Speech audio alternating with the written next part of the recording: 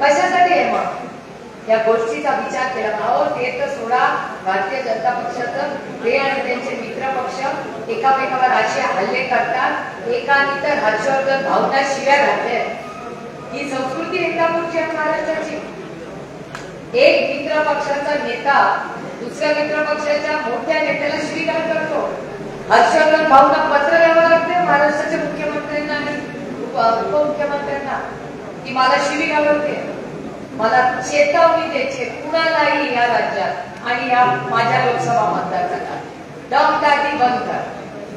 कोणी आज नंतर बारामती लोकसभा मतदारसंघ किंवा महाराष्ट्रात आमच्या कुठल्याही कार्यकर्त्याला सहकार्याला धमकी दिली तर तुम्हाला कुणालाही धमकीचे फोन आले तर माझा मोबाईल नंबर दे.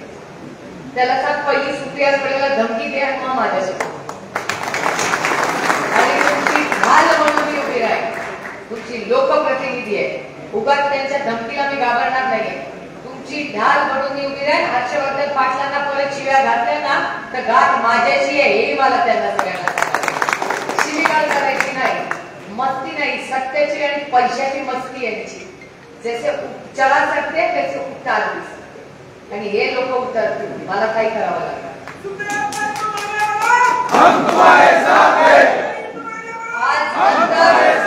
या महाराष्ट्रामध्ये असली भाषा करायची नाही. हा छत्रपतींचा महाराष्ट्र आहे, हा शाहू फुले आंबेडकरांचा महाराष्ट्र आहे, हा प्रजासत्ताक यशवंतराव चव्हाणांचा महाराष्ट्र आहे. तुम्ही चव्हाण साहेबांचे फोटो लावताना तुमच्या बॅनरवर आणि मग शिवीगाळ करता. कोणी तुम्हाला अधिकार दिलाय?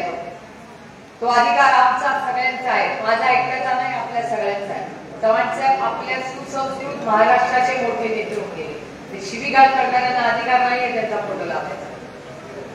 आणि जी दमदाटी चालली आहे ना ही थांबली तर बरी. आधी पहिले काय दिवस सगळे विकत होते, अरे बापरे अरे बापरे अरे बापरे.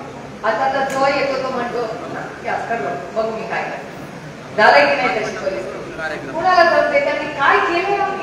आम्ही लोकशाही पद्धतीने इलेक्शन लढतोय. आम्ही दडपशाहीला नाही घाबरणार. आम्ही या इंदापूरच्या मातीची मुलं होतो, न डरेंगे किसी से. त्याच्यामुळे मी तुम्हाला सांगते काही काळजी करू नका. येऊ दे त्यांना दम. माझा नंबर टिपून घ्या. कोणी धमकीचा फोन आला तर डायव्हर्ट करून टाकायचा माझ्या नंबर. सरळ माझं नाव सांगायचं, सुप्रिया सुळेंची बोला, मला नाही माहिती. बघून घे. हे बघ, ज्याला घर नाही त्याला डर असला, दिल्लीत लढते तर इथले जे धमकी देते त्यांना काय घाबरणार? आणि कशासाठी घाबरते? मी काय चुकीचं केलंय की घाबरावं?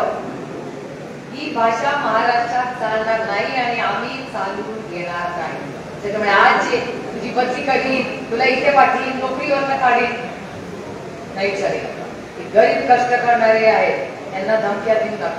तुम्हाला धमकी द्यायची ना, तुमच्यापेक्षा ताकदवर आला द्या. तुमच्यापेक्षा जो गरीब आहे, शोषित आहे, वंचित आहे, पीडित आहे त्यांना धमकी देता तुम्ही. कारण का तो गरीब आहे ही त्याची चूक. हा कुठलं राजकारण आणि कुठलं समाजकारण? त्याच्यामुळे या सगळ्या गोष्टी जितक्या लवकर इथे थांबतील तितक्या चांगल्या. नाही थांबल्या तर तुमची ही बहीण पूर्ण ताकदीने तुमच्या सगळ्यांसाठी लढी. हे मला या कार्यक्रमाच्या निमित्ताने सांगायचं. आणि त्यांनी शिव्या घातल्या म्हणून आपण नाही घालायचे. आपण सुसंस्कृत लोक, आपण गांधीजींच्या शांततेच्या मार्गाने नियम कायद्याप्रमाणे चालतो. त्याच्यामुळे आज